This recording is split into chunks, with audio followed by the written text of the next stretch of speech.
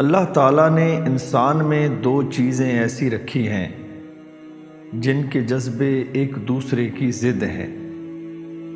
ایک عقل ہے اور دوسرا دل ہے۔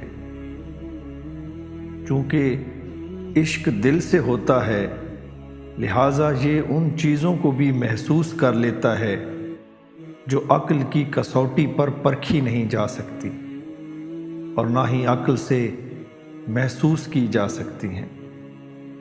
اقبال فرماتے ہیں، عقل کو تنقید سے فرصت نہیں، عشق پر اعمال کی بنیاد رکھ۔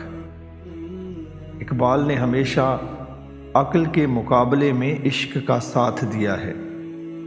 وہ فرماتے ہیں کہ عقل ہر چیز کی تہ تک جانے کو بے چین رہتی ہے۔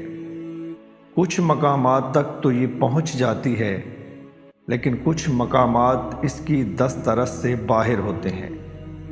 وہاں یہ سوچ کی بھول بھلائیوں میں کھو کر منزل سے دور رہ جاتی ہے، جبکہ عشق وہ جذبہ ہے جو سوچوں کی ان بھول بھلائیوں کو پھلانگ کر اس مقام اور منزل تک پہنچ جاتا ہے جہاں عقل صدیوں بعد بھی نہیں پہنچ سکتی۔